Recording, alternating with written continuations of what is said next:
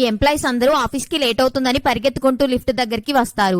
అయితే లిఫ్ట్ లో ఆల్రెడీ ఈ సీఈఓ ఉంటాడు. అతడిని చూసి లోపలికి వెళ్లకుండా ఆగిపోతారు. ఎందుకంటే ఇతడు ఒంటరిగా మాత్రమే లిఫ్ట్ లో వెళ్లడానికి ఇష్టపడతాడు. అప్పుడు ఒక అమ్మాయి అనుకోకుండా పరిగెత్తుకుంటూ వచ్చి లిఫ్ట్ లో ఎవరూ లేరు అనుకుని స్పీడ్ గా లోపలికి వెళ్లి ఈ సీఈఓని హక్ చేసుకుంటుంది. అయితే ఈ అమ్మాయికి ఈ సీఈఓ అలవాట్ల గురించి తెలియదు. ఎందుకంటే ఈ అమ్మాయి మొదటి రోజు ఆఫీస్ కి వస్తుంది. దీంతో ఈ అమ్మాయి ఒక్కసారిగా ఆశ్చర్యపోయి ఈ సీఈఓకి క్షమాపణ చెప్తుంది. దీంతో ఈ సీఈఓ బయటకి వెళ్లిపోతాడు. ఆ తర్వాత ఈ అమ్మాయి వాచ్ లో టైం చూసి లేట్ అవుతుందని పరిగెత్తుకుంటూ వెళ్లి అనుకోకుండా మళ్ళీ సీఈఓని గుద్దేస్తుంది. దీంతో ఈ సీఈఓ కింద పడిపోతాడు. అప్పుడు ఈ అమ్మాయి ఆ సీఈఓని పైకి లేపి క్షమాపణ చెప్తూ భయపడుతూ ఉంటుంది. కానీ ఈ సీఈఓ మాత్రం ఏమనకుండా అక్కడి నుండి వెళ్లిపోతాడు. ఆ తర్వాత ఈ అమ్మాయి తన వర్క్ చేసుకుంటూ ఉండగా అసిస్టెంట్ అక్కడికి వచ్చి కొన్ని డాక్యుమెంట్స్ ఇచ్చి ఈ సీఈఓ ఈ వర్క్ అంతా ఫినిష్ చేసి వెళ్ళమని చెప్పాడు అని చెప్తాడు. అప్పుడు ఈ అమ్మాయి ఆ ఫైల్స్ అన్ని చూసి ఒక్కసారిగా ఆశ్చర్యపోతూ ఇంతవరకు చేయాలని ఆలోచిస్తూ ఉంటుంది. ఆ తర్వాత ఈ అమ్మాయి తన పనిని స్టార్ట్ చేస్తుంది. అయితే వర్క్ ఫినిష్ అయ్యేసరికి రాత్రి అవుతుంది. ఆ తర్వాత ఈ అమ్మాయి ఇంటికి బయలుదేరుతుంది. అయితే తెలియని కొంతమంది చెడ్డ వ్యక్తులు ఈ అమ్మాయిని ఏడిపిస్తూ ఉంటారు. అప్పుడు ఈ సీఈఓ ఒక లగ్జరీ కార్ లో